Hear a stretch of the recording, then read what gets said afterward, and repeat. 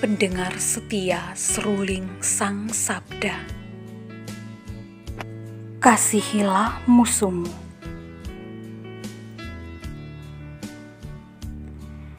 Tetapi kepada kamu yang mendengarkan aku berkata, kasihilah musuhmu, berbuatlah baik kepada orang yang membenci kamu, mintalah berkat bagi orang yang mengutuk kamu, berdoalah bagi orang yang mencaci kamu.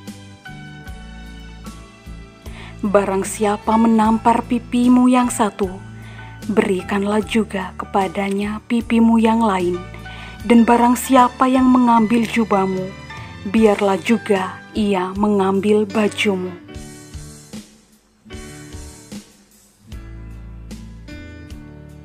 Berilah kepada setiap orang yang meminta kepadamu, dan janganlah meminta kembali kepada orang yang mengambil kepunyaanmu. Dan sebagaimana kamu kehendaki supaya orang perbuat kepadamu, perbuatlah juga demikian kepada mereka. Dan jikalau kamu mengasihi orang yang mengasihi kamu, apakah jasamu? Karena orang-orang berdosa pun mengasihi juga orang-orang yang mengasihi mereka.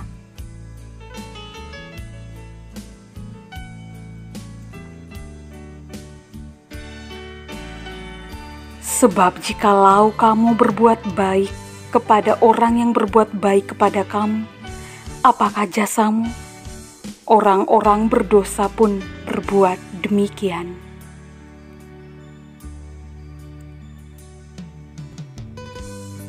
Dan jikalau kamu meminjamkan sesuatu kepada orang karena kamu berharap akan menerima sesuatu daripadanya, apakah jasamu? Orang-orang berdosa pun meminjamkan kepada orang-orang berdosa supaya mereka menerima kembali sama banyaknya. Tetapi kamu kasihilah musuhmu dan berbuat baik kepada mereka, dan pinjamkanlah dengan tidak mengharapkan balasan, maka upahmu akan besar dan kamu akan menjadi anak-anak Allah yang Maha Tinggi, sebab Ia baik terhadap orang-orang yang tidak tahu berterima kasih dan terhadap orang-orang jahat. Hendaklah kamu murah hati, sama seperti Bapamu adalah murah hati. Demikianlah sabda Tuhan.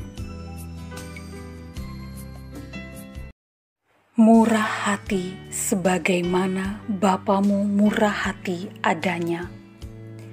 Pendengar setia seruling Sang Sabda.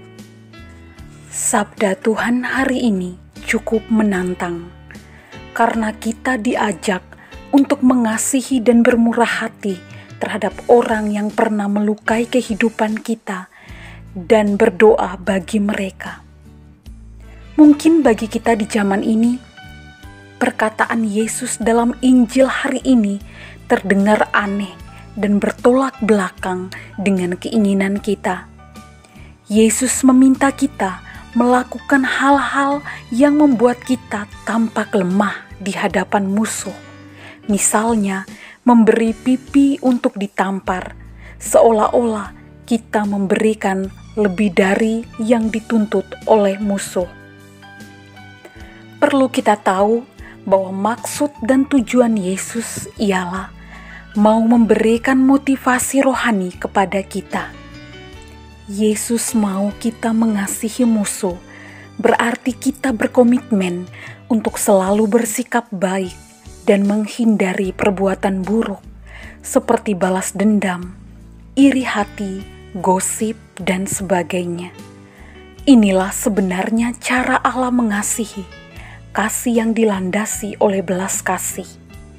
Jika kita ingin melakukan kasih seperti Bapa, kita perlu rendah hati untuk mengalah dan harus mempunyai jiwa yang besar melebihi keinginan untuk balas dendam. Kita harus sadar bahwa Allah lebih dahulu memperlakukan kita dengan belas kasih, meskipun seringkali kita bersikap seperti musuh di hadapannya.